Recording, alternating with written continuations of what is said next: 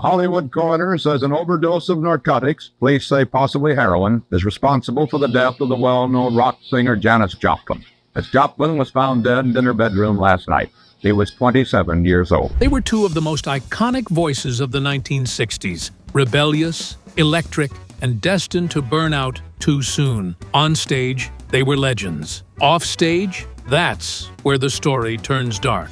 Everyone knew Janis Joplin was wild, bold, and unapologetically herself. But what most people don't know is that there was one rock star she couldn't stand: Jim Morrison, and with good reason. Their explosive first meeting wasn't just a clash of egos, it was something much more disturbing. For decades, it was whispered about, half-remembered, and dismissed as rock and roll chaos. But now, a disturbing new layer has come to light, and it changes everything we thought we knew about these two icons. Buckle up, because what happened next isn't just shocking, it's unforgettable. Cruel beginnings. Janis Lynn Joplin was from Port Arthur, Texas, a place where tradition ran deep, conformity was the norm, and anyone who colored outside the lines risked being cast out. Janis wasn't just different, she was unmistakably herself. From an early age, she showed a streak of boldness, gravitating toward art, poetry,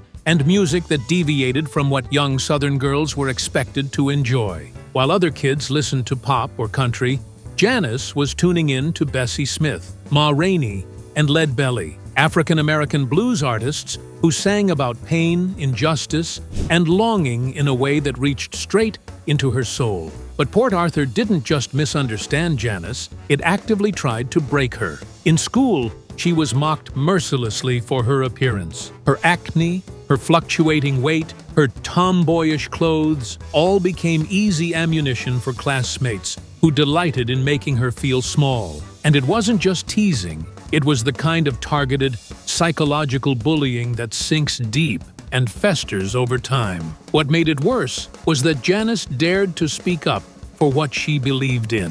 In a deeply segregated Southern town, she openly supported racial integration, and that made her a lightning rod for scorn. Her hopes of gaining some comfort began with two colleges, Lamar State College of Technology and the University of Texas at Austin. Perhaps here, she would finally be recognized for her talent, rather than being pitied for her differences. Well, that assumption goes awry. Austin harbored that same cruelty from which Janis had earlier suffered her misery. Gradually developing a reputation for being hustled barefoot in men's shirts, with an auto harp in hand at coffee houses, she could not shake off the dark shadow of judgment. In a cruelty so fathomable, she was voted ugliest man on campus by members of a fraternity at UT. The burns of being ridiculed, misunderstood, and cast out seared Janis's soul forever. But in a curious twist, they became the fire in the forge of her music. When she sang, she held nothing back. Her voice trembled, scratched, wept, and screamed. Nothing but the raw expression of someone who had felt the world's rejection deeply and transformed it into an intense willpower. She didn't merely sing about the blues, she manifested them. Her music was neither sweet nor technical. It was unadulterated truth that resonated with those who understood well what it felt like to be an outcast. In a way, her entire career became a way to grapple with anyone who ever attempted to destroy her, a means of declaring her voice, her value, and her identity before the world. But as the pain followed her into adulthood, Janis found comfort in something else entirely, though that comfort would prove to be both a companion and a curse. The Southern comfort. For Janis Joplin, Southern comfort wasn't just a drink, it was practically an extension of her stage presence. With her oversized rose-tinted glasses, bohemian fashion, and a raspy voice that could crack open hearts, Janis frequently walked on stage with a bottle of SoCo in hand like it was a microphone.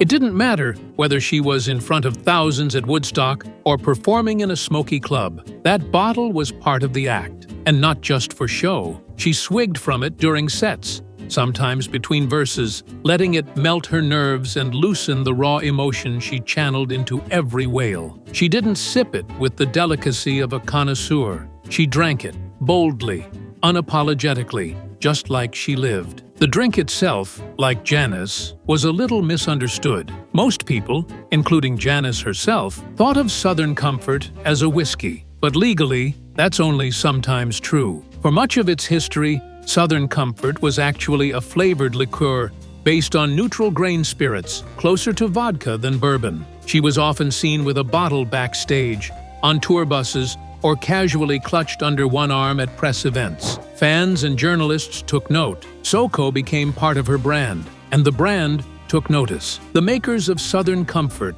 turned to the happy accident, the accidental marketing goldmine that came Janis Joplin. Without the receipt of a penny, however, she became their most iconic and most rebellious spokeswoman. The existing bullion searched for her a full-length lynx fur coat and matching hat to send her as a token of appreciation. In the late 1960s, such flamboyant gesture wasn't just a fashion statement, it was a status symbol. Janis, who claimed she never quite felt beautiful, wore it with pride. But like many of the symbols that defined Janis's life, Southern Comfort was both a friend and a curse. The same drink that assured her courage before walking on stage would then blur her boundaries with it. Her ties with alcohol were not just theatrical. They were fully interwoven with her insecurities, her pain, and the stress of celebrity. It numbed her when she did not feel quite enough. It warmed her when the world turned cold. And eventually, under the weight of many cocktails, they all contributed to her early death at only 27 years old. Heartbreaks and lost loves. Though she was seen by the world as a wild, free-spirited icon of the counterculture, Janis Joplin's love life was often a portrait of quiet heartbreak. She craved love just as intensely as she craved artistic expression, but rarely did she find both in the same place. Her relationships were often brief and turbulent, flash fires that left behind ashes of disappointment. She threw herself into romances with the same unfiltered energy she brought to the stage, and more often than not, she was the one left alone. Some lovers admired her brilliance, but couldn't handle her intensity. Others were drawn to her fame more than her soul. Time and again, she opened herself up, only to be met with silence, indifference, or betrayal. Probably the most emotionally affecting example in this regard occurred in 1968,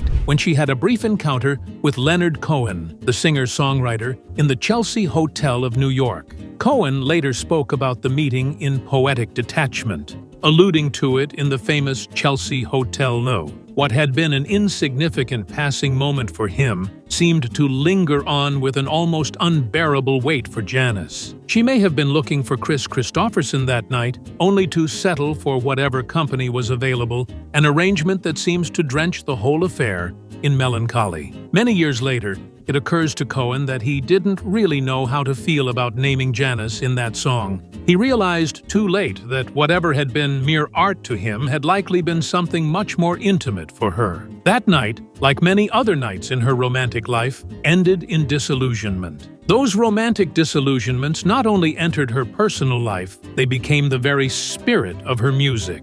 Piece of My Heart, Cry Baby, Maybe, weren't just songs, but confessions filled with that peculiar kind of aching one feels when love empties you inside. That very aching vulnerability was her calling card. Achingly raw, imperfect, and intensely human. It was what allowed her voice to soar through the hearts of so many that had felt that same sting of rejection and that same burning hope for love. In every note, Janis Joplin reminded us that behind the fame, the fire, and the fur coat was a Texas girl who longed to be held and never quite believed that she was. Broken by fame. Fame was never meant to fix Janis Joplin. It only magnified what was already broken. Long before the world knew her name, Janis had already begun to battle substance use, often relying on alcohol and amphetamines to dull her internal pain. But once she hit the national stage,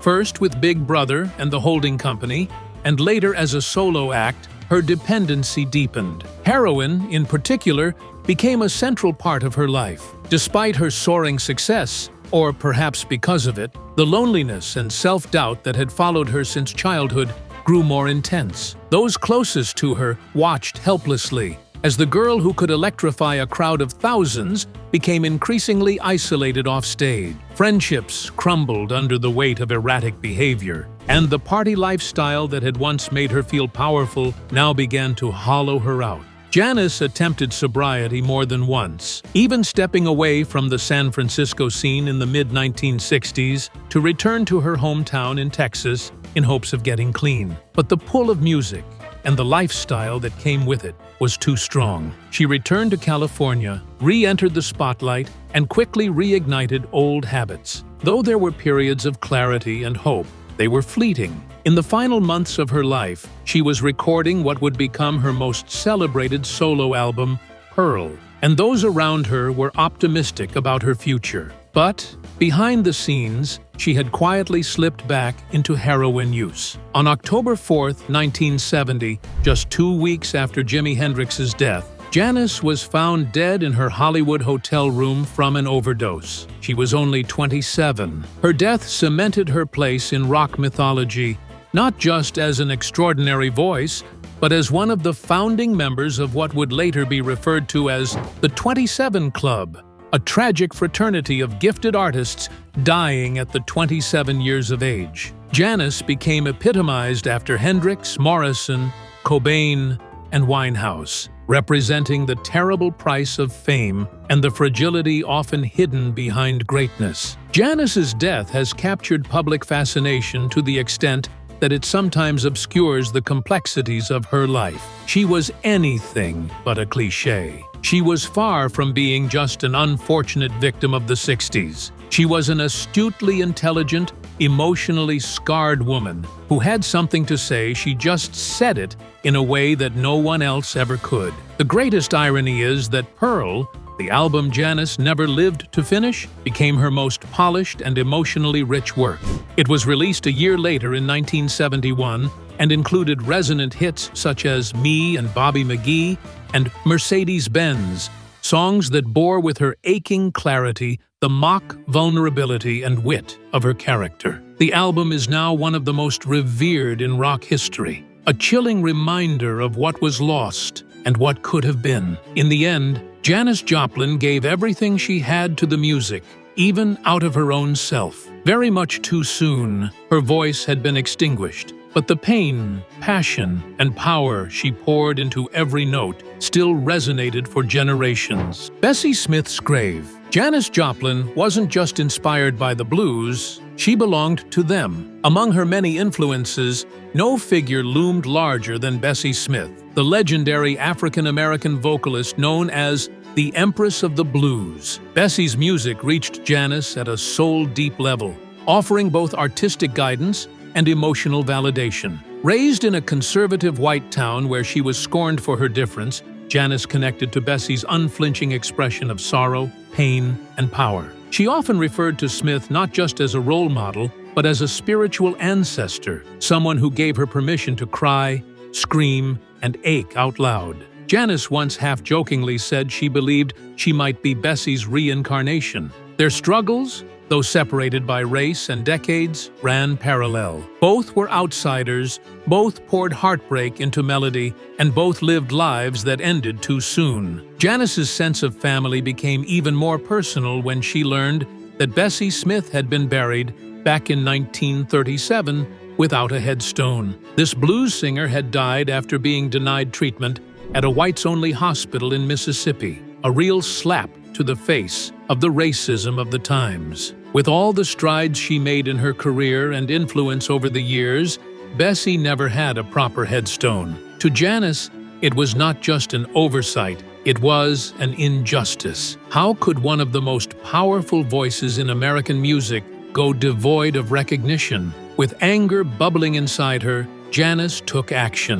In 1970, she co-financed a gravestone for Bessie Smith with Juanita Green, a woman who had known Smith personally and had once worked for her. The two of them made sure that at last, Bessie would gain the dignity she deserved for so long. The tombstone was simple, yet its contents struck a powerful chord, reading, "The greatest blues singer in the world will never stop singing." That last line was a lot more than an admiration. It was a statement. To Janis, Bessie's voice had survived beyond her corporeal existence, resonating in the music, in the struggle, in every woman that dared to be loud, emotional, unapologetically herself. The act of honoring Bessie's grave was as much an act of legacy as it was of memory. It was not just about gratitude, it was about justice. Janis was unwilling to let the world silently bury Bessie, for she knew what it was to be marginalized and mocked.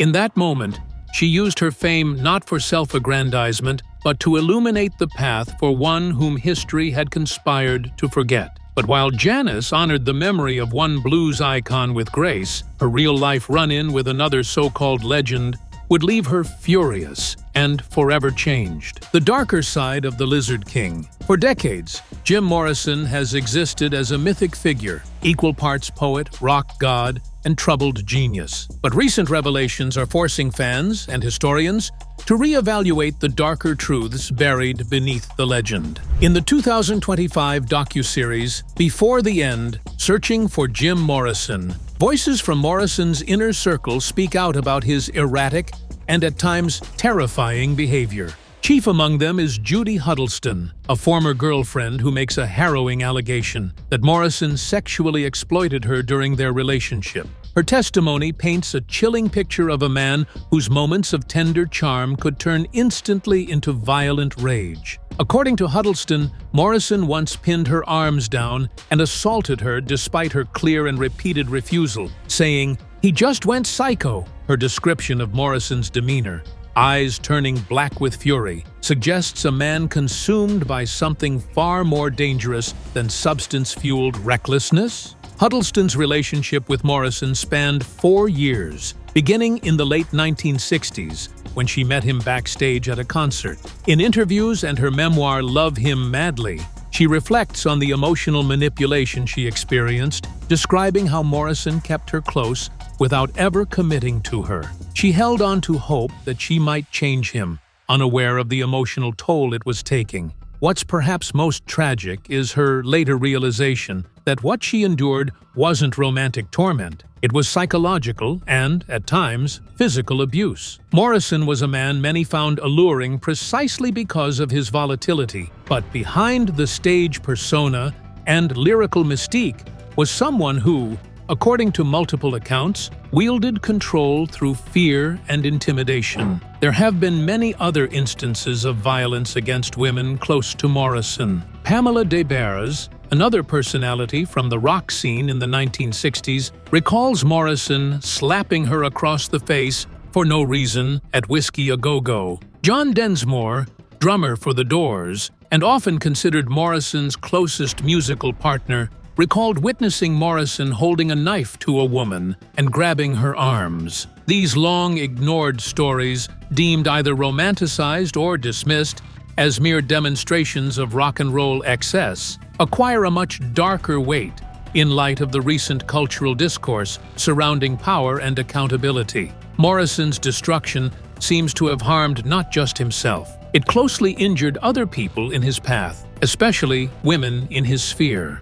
Perhaps the new light on these events gives even more horror to these testimonies. They twist every previous chapter in light of what we have learned, including Morrison's infamous involvement with Janis. Apparently, Morrison and Joplin's skirmish for too long has been told as a crazy, whiskey-infused celebrity anecdote. Two legends colliding in a maelstrom, awash with ego and energy. It is now viewed through a different lens. Janis allegedly responded to Morrison's aggressive advances with a bottle of Southern Comfort, an act of self-defense rather than diva dramatics. The violence she endured was not an aberration. It was part of a disturbing pattern that is only now being acknowledged. Morrison may remain an icon of the rebellious 1960s. The legacy he leaves is a far more problematic one, and one far more troubling than the glamorized myth ever suggested. The first meeting. It started like something out of a rock and roll fairy tale,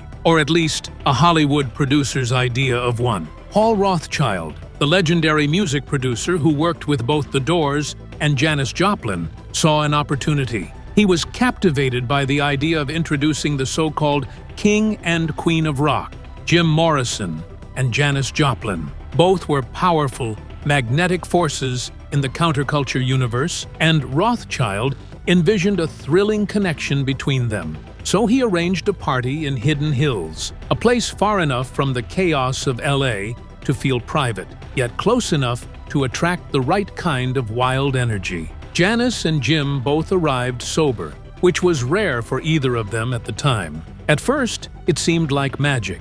Jim was immediately enthralled by Janis, describing her as remarkable, and Janis, equally intrigued, was drawn to his looks, his swagger, and his fame. They shared laughs, conversation, and what appeared to be genuine curiosity for one another. But in a world built on volatility, the spark didn't ignite passion. It lit a fuse. As the evening wore on, Morrison's infamous drinking habit caught up with him. What began as a flirtation quickly turned sour. Jim, who had a well-earned reputation for drinking himself into oblivion, began morphing into the version of himself that even his closest friend couldn't stand. Rothschild, who had seen this behavior countless times, later described Morrison's transformation as shifting from a charming man into a cretin and disgusting drunk. Janis, on the other hand, was a different kind of drinker. She could be rowdy, yes, but her version of intoxication was warm,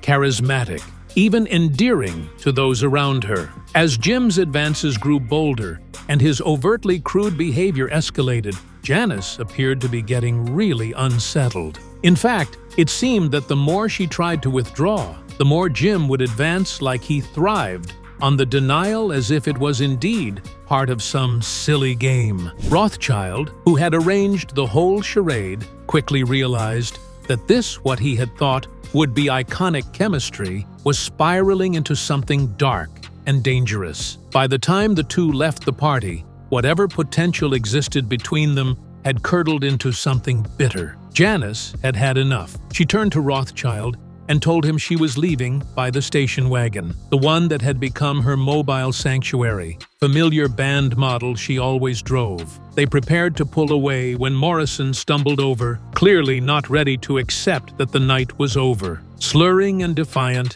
he reached into the car, grabbing a hold of a hunk of Janis's hair in a desperate and drunken lunge. That was the last straw. Without so much as a pause, Janis reached for the nearest object, in this case, a bottle of Southern Comfort, and brought it crashing into his head. The glass shattered, and Morrison collapsed onto the ground, knocked out cold. The Lizard King was left in a daze, bleeding and humiliated. For Janis, it was momentary, glorious clarity in a night that had turned poisonous. No message could be louder. She was no one's conquest. The night, Janis fought back.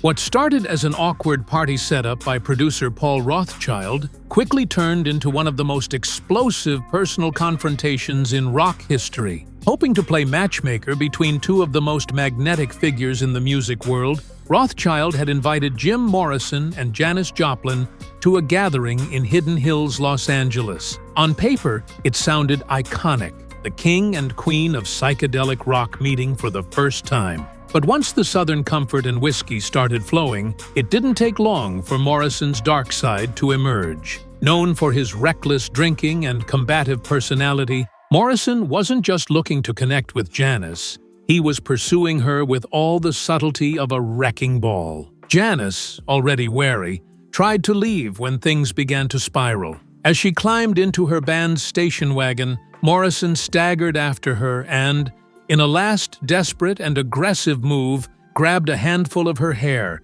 yanking her back toward him like a drunken caveman. In that moment, Janis Joplin, never one to be cornered or controlled, reached for the nearest thing in arm's reach, a glass bottle of Southern Comfort, her ever-present stage companion. She turned with the force of someone who had had enough and smashed the bottle over Morrison's head. The glass shattered. Morrison collapsed, and the stunned onlookers were left blinking at the fallout. This wasn't a barroom brawl or a tour bus squabble. It was a vivid, unfiltered act of resistance. While Jim lay dazed or unconscious, depending on who tells the story, Janis sat behind the wheel of her escape vehicle, unapologetically defiant. For Janis, the encounter was more than just a rejection of an unwanted suitor. It was a visceral declaration. She would not be intimidated, dominated, or dragged around like some backstage groupie. Most disturbing, perhaps, was that Morrison apparently never understood the weight of what had just occurred. According to Rothschild, Jim showed up to rehearsals the next day, still asking for Janis's number, singing her praises, saying she was terrific, in this convoluted way that mixed admiration and delusion. To him, the altercation was not the end of a failed encounter, but just one more story in his lifelong saga of conflict and control. Yet that night was Janis's judgment, and from that moment on, her disdain for Morrison was no secret. She never spoke publicly about it at length, but close friends knew her feelings all too well. The bottle was not just glass to her, it was a boundary, and when Morrison crossed it, she made sure he would know it. Some say the Hidden Hills party wasn't the only time Janis was forced to physically shove Morrison. Another alleged incident, of a more rock mythology variety, would have taken place at the Scene nightclub in Manhattan. Janis, Jim Morrison, and Jimi Hendrix somehow found themselves in a chaotic space. According to witnesses, Morrison, per his wont, began acting out on stage during Hendrix's performance, prompting Janis to lash out again, hitting Morrison with a bottle, then drenching him with her drink, all before an astonished audience. It was reported that the three of them became locked together in a swirling wilderness made of broken glass, feathers, and sweat on the club floor. A sight so bizarre and fantastic, it could have been plucked straight from some psychedelic fever dream. Why she truly hated Jim Morrison. The night Jim Morrison grabbed Janis Joplin by the hair and was met with a shattered bottle of Southern Comfort to the head wasn't just an ugly episode in a wild decade. It was a defining line in the sand. From that moment forward, Janis made it clear to her friends and collaborators that she wanted nothing more to do with Morrison. The man she had once found intriguing, perhaps even electrifying, had revealed a side of himself that repulsed her. She didn't just walk away from that party bruised and fed up. She walked away with a verdict. Morrison, in her eyes, was not simply a fellow artist lost in excess. He was an abusive, entitled figure who represented the worst kind of toxic male behavior that Janis had fought against her entire life. While many in their circle may have laughed off the incident as rock and roll drama, Janis took it personally and permanently. She refused to collaborate with him, refused to socialize with him, and more than anything, refused to forget. Morrison was more than just another aggressor. It was what he stood for in the larger culture of 1960s rock stardom that broke Janis's heart. To Janis, Jim embodied the archetype of the self-destructive male artist whose destruction was, of course, oh so romantic not to mention, honored because he was a genius, a role she was only too familiar with but was never lucky enough to play. Unlike Morrison, she wasn't afforded the cultural freedom to be decadent. Janis was unchosen herself, her talent publicly mocked and undermined by her drinking and substance use, while Morrison's chaos was accepted as some sort of raw artistic genius. The injustice of it galled her. Morrison, in her view, was not merely a predator. He swaggered as a symbol of the very hypocrisy and male privilege that had always shoved women like her off the stage, even when they had more talent in their fingernails than most men possessed all over their bodies. But even after facing betrayal, rejection, and rage, Janis didn't disappear. She transformed it all into something unforgettable. A life of tragedy and triumph. Janis Joplin's legacy is not just built on her voice. It's built on the emotional truth she poured into every performance, every lyric, every scream that came from somewhere deep inside her. Her singing wasn't technical perfection. It was something rawer, something more human. She didn't need pristine control or glamorous polish. She had soul, rage, vulnerability, and a thunderous cry that could knock the breath out of a room. Whether she was tearing through Piece of My Heart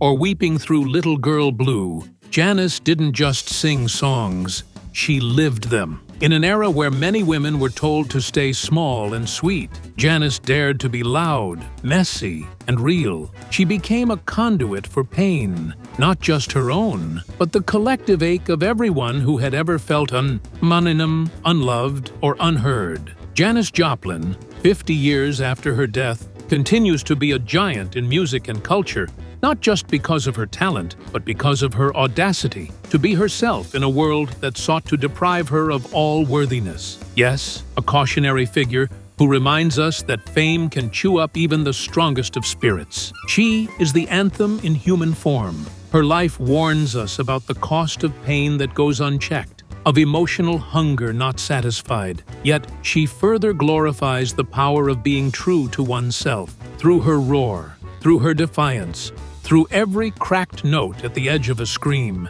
she left something more than songs. She left a legacy of rebellion, of truth, of beauty, raw and undiluted. That is why her story still hurts. It hurts because it still matters. If you enjoyed this video, make sure to hit that like button, subscribe for more untold music stories, and drop a comment below. What do you think really happened between Janis and Jim? And don't go anywhere. Click on the next video on your screen for another deep dive into the wild, weird, and unforgettable world of rock history. Thanks for watching. We'll see you there.